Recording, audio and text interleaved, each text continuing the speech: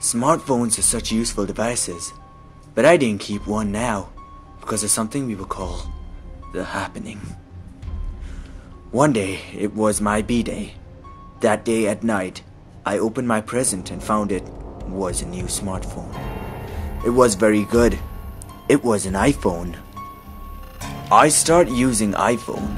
The wallpaper was a very scary and ugly, but very mesmerizing. I was kinda scared, but I shrugged it off. When I saw the recording, there were only 3 recordings, whose names were you, Will, and I. They were all 6 seconds long. This also scared me a little bit, but I guessed it was a second-hand. I used it for a few days. When I started getting calls with a weird sound, I was getting spooked. But the real fear came when I went to the contacts and saw names. Names of people I knew. Names of people who quite conveniently died after receiving a new phone. An iPhone. So I decided to check Siri, but she only said one word. Kill, kill, kill. That is also when I realized that my fingerprint was already loaded on the phone. I decided to chill it off by taking a selfie. What I saw scared me. Scared me to the point I began to sweat profusely. I saw in the back my grandfather when he was young. It was then I realized that it was him who in his dying breath FedExed the phone to me.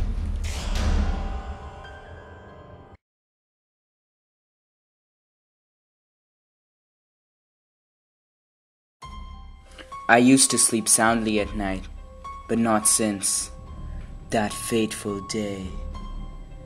I usually don't dream, but one night I had a bad dream. I call it a nightmare. In that dream, I was in my bed. There was a bump at my legs. It was large and also square. It felt like something cold and dead. So, I took off the covers to see nothing. So I decided to shrug it off. But I could hear the sound of laugh. It was scary, but also sound like child crying for his parents, but also laughing.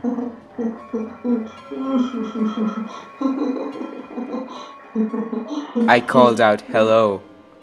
The laugh cry stopped. Then I turned to see at the foot of my bed was a head, but it was not human. It seemed like it was square. The box started to spin. It had different faces on it. I heard a demonic cry.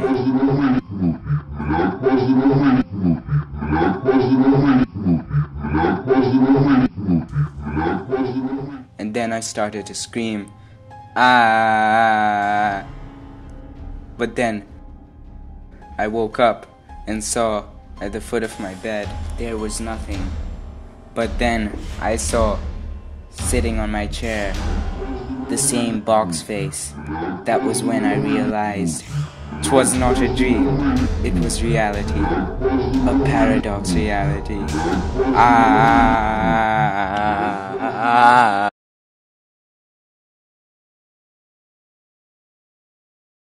I used to like pasta. I mean, really liked it. Like I would eat it every day, for every breakfast, dinner, and my lunch.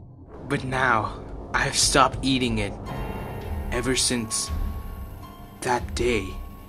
I call it my last pasta day. My last day. It's kinda lame, I know. It was an ordinary night, but it was also quiet scary. You know that feeling when you feel that the walls are looking inside of you? I decided, as always, to have my favorite pasta on a day like that. But I had run out of my normal sauce. So I instead took out the sauce I'd bought in a yard sale 15 years ago. I got it for $6.66. The brand name on the bottle said Levid Thed flavor. I thought that was weird. I never heard of Thed flavor before.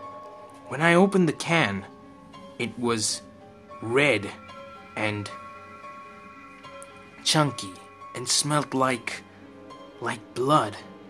I decided to pour it in my pasta anyway. Did I mention I really like pasta? When I mixed it all together, the sauce was making a face, a creepy face in the pasta, but I decided I would eat it anyway. I ate it slowly. At first, nothing happened. It tasted pretty ordinary. But then I heard a voice in my head, and I started throwing up violently. I fell to the floor, blood streaming from my face, eyes, nose, and my face. As my vision started to fade, I saw the can lying in front of me, and I realized Thed and Levid actually could be read backwards as death and devil. I don't need pasta anymore. I don't need anything anymore. I'm writing this in my blood on the floor. I only hope someone will find my story and put it on the internet, preferably YouTube.